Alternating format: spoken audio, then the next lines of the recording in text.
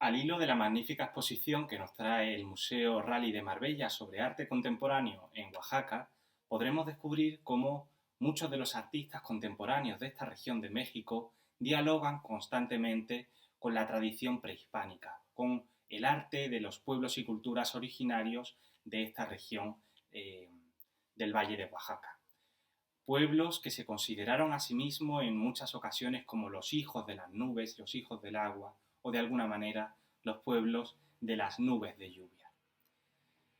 Esta relevancia simbólica de la naturaleza tiene mucho sentido en su cultura, una cultura que ha crecido en un paisaje natural diverso, pero agreste y un tanto árido, donde el agua tiene una presencia destacada en algunas ocasiones y en muchas otras ocasiones destaca precisamente por su ausencia.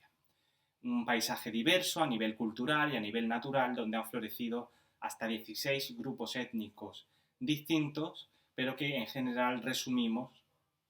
en dos grandes civilizaciones que han ocupado este territorio a lo largo de los siglos. En primer lugar, y durante un largo periodo de tiempo, desde el 800 a.C. hasta el 1200 después de Cristo, destaca la cultura zapoteca. Después toma el relevo el pueblo mixteca, que acompaña un poco la presencia del territorio hasta la llegada de los españoles. La cultura zapoteca es una de las más antiguas de América, aunque su origen es un tanto incierto. Parece remontarse a tiempos remotos, a tiempos de la prehistoria, donde ya ocuparon este territorio los primeros habitantes del lugar desde época prehistórica, que lo fueron cultivando, se fueron asentando en el mismo y aprovechando su estratégica ubicación para establecer allí una base de comercio con otras culturas americanas como la maya, la teotihuacana o la olmeca, más hacia el norte, más hacia el sur de este estratégico enclave comercial. Hacia el 800 a.C. ya podemos hablar de que se ha generado en este territorio una civilización, una cultura con una identidad política, religiosa y económica propia. Ya hablamos de una cultura con una identidad propia, es la cultura zapoteca. Y esta cultura florece de manera particular en torno a una gran ciudad, que es la ciudad de Monte Albán. Esta ciudad acoge testimonios artísticos desde la primera ocupación del territorio, de esta colina de Monte Albán, como puede ser los relieves de los danzantes que veis en pantalla, verdaderamente expresivos y misteriosos. Y luego tenemos testimonios artísticos durante los siglos sucesivos de su ocupación. Monte Albán es una ciudad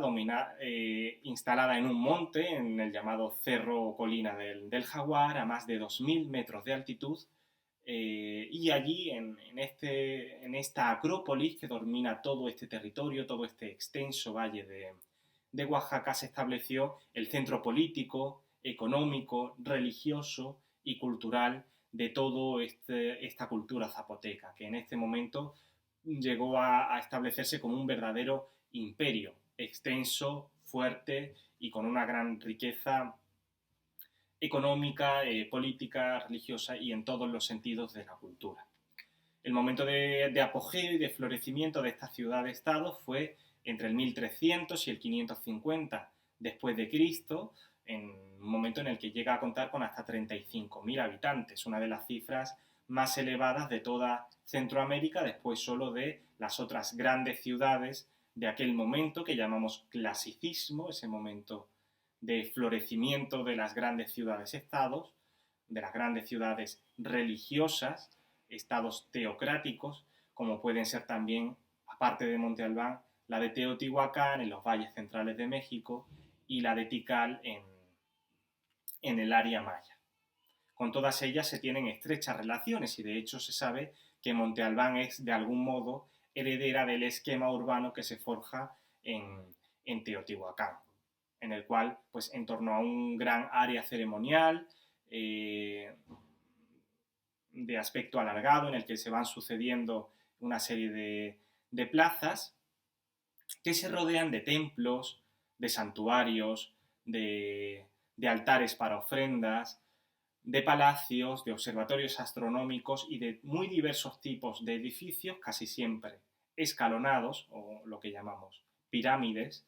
que se van adaptando a esta disposición y a la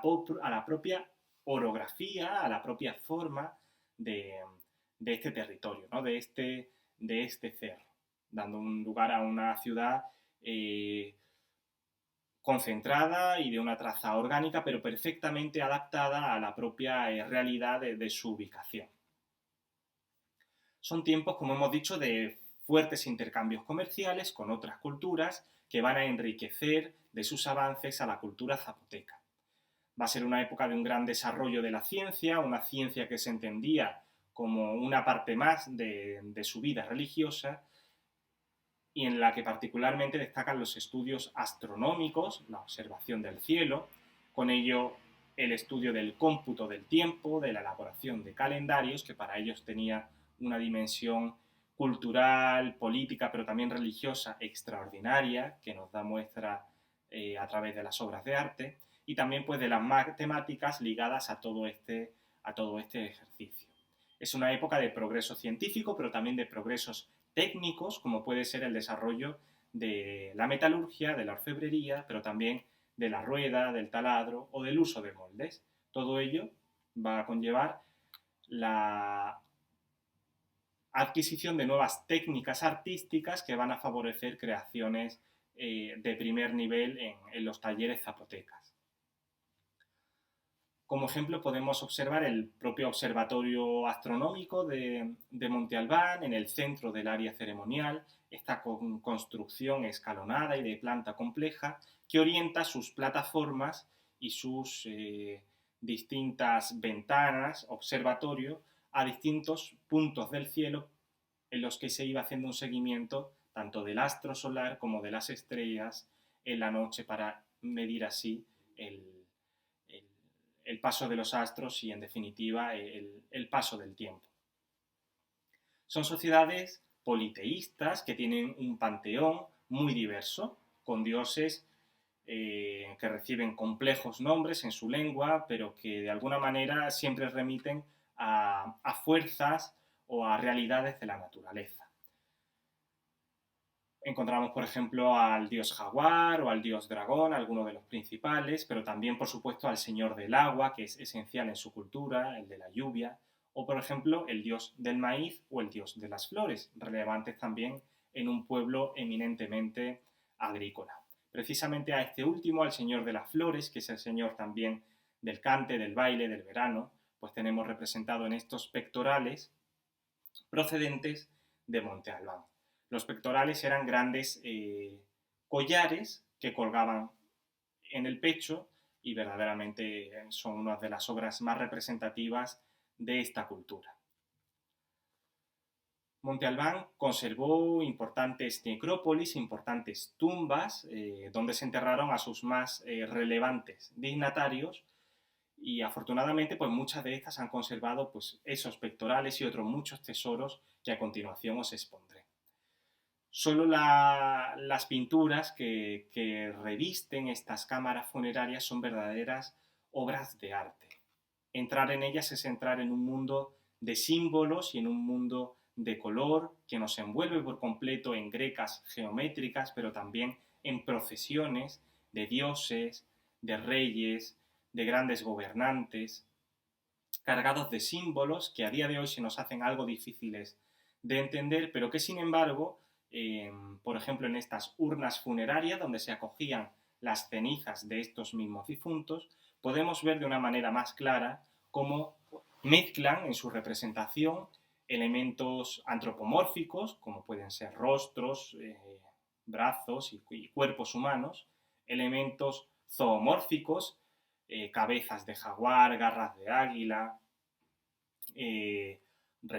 partes de reptil, de anfibio, distintos tipos de miembros de animales, combinados siempre a la vez con alguna representación del mundo vegetal de las plantas. Por tanto, son unas representaciones antropozoofitomórficas, tan complejas de leer por la multitud de simbología que podía tener cada planta representada, cada animal o cada personaje aludido, que verdaderamente merece un estudio pormenorizado de cada una de ellas, pero que verdaderamente estas culturas sabían entender a la perfección. Veremos algún ejemplo de ello para hacernos la idea de cómo podemos interpretar este mundo tan peculiar de imágenes. Pero continuando dentro de los ajuares funerarios, tenemos que destacar también las impresionantes máscaras fúnebres que se han encontrado junto a alguno de estos difuntos. Las representaciones de las máscaras funerarias servían bien para cubrir la cara del difunto, o de algún modo representándole a él, o bien representando a una divinidad que debía protegerle en su tránsito al más allá. Uno de los más frecuentes era el dios murciélago, un dios nocturno, el adecuado para transitar esos dominios de las tinieblas, que eran el más allá, y que tenemos representado en obras tan extraordinarias como esta máscara de jade, procedente de Monte Albán, que nos lo representa con 25 piezas de jade verde, una piedra con un gran sentido religioso y un gran valor económico y comercial para este pueblo, que se enriquece además con incrustaciones de nácar, de concha y con placas de pizarra que cuelgan del cuello para dar una presencia verdaderamente imponente a este dios murciélago que habría de velar por el tránsito a la muerte de 5 esqueletos enterrados con ella. De algún modo, no sabemos cómo, pero la propia Monte Albán pasó al más allá. Entró en una severa decadencia, probablemente movida por la desaparición de esas nubes de lluvia de la que tanto dependía este pueblo y esta ciudad,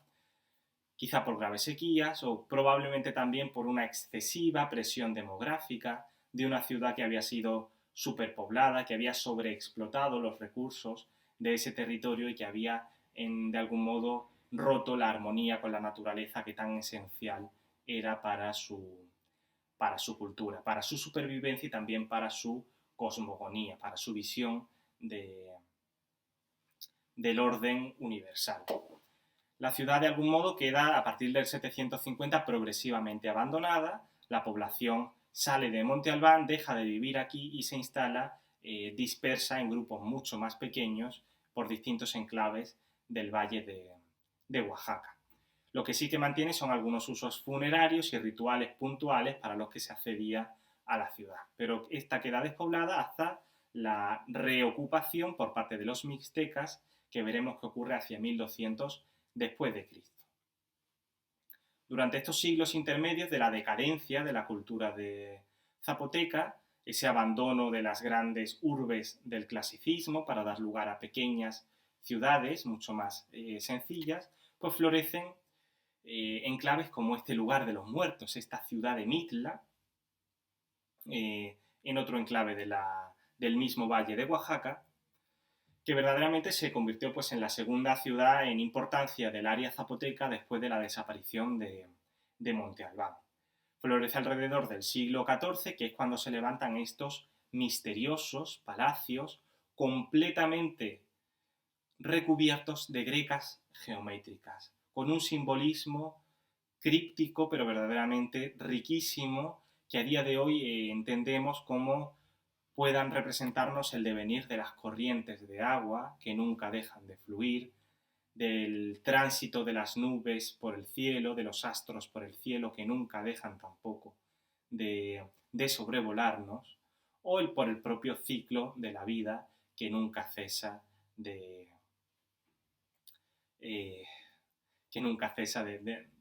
hacernos vivir. Los palacios son completamente cerrados al exterior, salvo unos grandes pórticos como el que veis en pantalla, que dan acceso a una serie de patios, como aquí estáis viendo, donde lo que predomina es siempre el cielo, la visión de ese cielo de nubes que transcurre necesariamente sobre ellos y por el que reciben esa lluvia que para ellos era una bendición sagrada, una bendición de sus dioses. Un pueblo que más bien vive al aire libre, pero que tiene algunos espacios interiores en estos palacios verdaderamente misteriosos. Son palacios que están recubiertos de estrechos corredores a los que se acceden por estas puertas del patio, y algunos de ellos llegan hasta niveles subterráneos con galerías que dan acceso a tumbas, siempre todo decorado con estas grecas sin fin, este mundo de energías que continuamente se renuevan de la naturaleza, plasmadas en las paredes labradas de sus palacios. Lo curioso es observar cómo los españoles quisieron aprovecharse de esta riqueza, quizás simplemente a nivel decorativo, de esas grecas, y las reaprovecharon en la construcción del santuario que vino a cristianizar este enclave al poco tiempo de su conquista. De manera que también tenemos algunos de estos palacios reconvertidos o reutilizadas en parte sus piedras para la construcción de este impresionante convento, que podemos decir que es una obra de arte mestizo, una obra de encuentro de dos culturas. Terminamos nuestra visión por Oaxaca con un breve conocimiento de la cultura mixteca. La cultura mixteca floreció de manera paralela a la zapoteca en otra región del territorio de Oaxaca, más al norte, más al interior. Y durante mucho tiempo pues, fue un pueblo a veces enfrentado con los zapotecas, a veces aliados con ellos contra los mexicas. Sin embargo, lo que aparentemente era una cultura algo menor y con algo menos de desarrollo urbano, aquí no florecen unas grandes ciudades como pasa con Monte Albán, sí que tiene un periodo de esplendor precisamente ligado a la caída de ese sistema del clasicismo en lo que es el mundo del posclásico, una época de crisis y de cambios y de decadencias para esas grandes culturas de los siglos anteriores, pero que sirve para que estos pueblos puedan tomar la primacía del territorio. La cultura mixteca se expande en este momento, llega a reocupar Monte Albán y en definitiva es un momento de un gran desarrollo artístico para este pueblo, en el que podemos destacar tanto su cerámica, su orfebrería, que es magnífica. Fijaros el pendiente con estas conchas y garras de crustáceo, que es una visión magnífica de su relación con la naturaleza, que veis en pantalla. Y por supuesto los códices, que también veremos a continuación. Una de las obras más extraordinarias de su orfebrería, y quizá una de las figuras más bellas de oro que se han producido en México a lo largo de todos los siglos, ¿no?, como se ha venido a denominar, es este pectoral de Monte Albán, encontrado en la antigua capital zapoteca, pero realizado por los mixtecos el tiempo que ocuparon este enclave. Nos representa a un dignatario mixteca, el señor Cinco Lagarto, que destacó por realizar una importante reforma en el calendario, adaptando algunas cuestiones del calendario zapoteco al mixteco. Este cambio queda reflejado en estas dos representaciones que lleva como en sus sombreras, sobre sus hombros. Estos grandes rectángulos son dos representaciones de los cambios que realizó sobre el calendario. En su rostro, como veis, pues posee una mandíbula descarnada, se ha quitado la piel y nos deja ver completamente su dentadura y su mandíbula. Luego tenemos ojos rehundidos, nariz aguileña, una cara demacrada, para representarnos a este señor en su tránsito al inframundo, ya como uno de los señores del inframundo. Esta idea se ve además recalcada por el pájaro que cae en picado hacia abajo, hacia los dominios de la noche del inframundo, colgando de su cuello. Por último, le remata un complejo tocado formado por un casco con forma de cabeza de serpiente, cuya boca, vemos aquí representada, abierta sobre la frente del señor Cinco Lagarto, muestra unos colmillos de jaguar y salen de su nariz plumas de quetzal. Es un dios dragón que mezcla a la serpiente, el jaguar y el quetzal, y mezcla en ello pues la representación del dominio terrestre, del inframundo y del supramundo, de ese cielo dominado por la serpiente voladora. De sus plumas sería este doble penacho que cubre un segundo nivel del tocado sobre el casco, todo cubierto de plumas, de rosetones, florales, espirales y una serie de colgantes que verdaderamente muestran la riqueza tan simbólica y visual de estos tocados propios de esta cultura. Esta obra de orfebrería también nos muestra un guerrero, donde podemos observar que lleva un pectoral similar al que acabamos de ver, con un rostro antropomorfo. Este personaje está vestido con todos los elementos propios de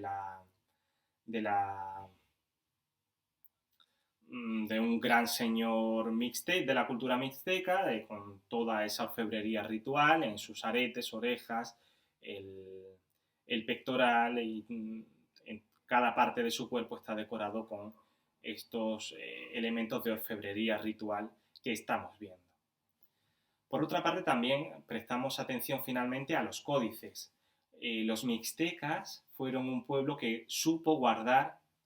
sus historias, las historias de sus gobernantes, las historias de su pueblo. Supo reflejar toda su sabiduría en impresionantes códices. Podemos decir que son libros, pero escritos y compuestos a la manera prehispánica, a la manera indígena, con estos pliegues donde se van representando distintas escenas relativas a las hazañas de sus héroes y de sus soberanos, y también nos hablan de su visión de la naturaleza con un mundo repleto de animales, de agua, de color, como el que estáis viendo en pantalla. Destacan estas imágenes por su expresividad, por su dinamismo, por su naturalismo, por su estilización. Como siempre, nos cuesta mucho leer estas representaciones, pero bueno, podemos acudir a expertos que nos la explican. En esta lámina particularmente vemos cómo un señor mixteca entrega una ofrenda, una codorniz, a un gran señor que es Cuatro Jaguar. Aquí vemos representado con el casco de jaguar sobre su cabeza, y a consecuencia de esto el gran señor le va a entregar este disco de turquesas, que es un símbolo de las élites mixtecas. La turquesa es una piedra de gran valor simbólico, también económico, para este pueblo, y por eso las vemos representadas en sus más importantes piezas de orfebrería ritual. Acabamos con esta representación que nos daba paso al empezar esta pequeña aproximación a estas culturas de la lluvia, que es la representación del dios mixteca de la lluvia, su divinidad principal, que en este caso arroja su agua, que es una bendición, su lluvia sobre la serpiente emplumada. Cerramos así un mundo de símbolos, un mundo de color, un mundo de misterio, pero de una extraordinaria riqueza que va a deslumbrar a día de hoy y que, por supuesto, llamó la atención de tantos y tantos artistas que a lo largo del siglo XX y en la actualidad siguen siendo deslumbrados por la gran potencia narrativa, por la gran potencia simbólica, expresiva que tuvo el arte de las culturas originarias de Oaxaca. Eso es todo por ahora. Muchas gracias.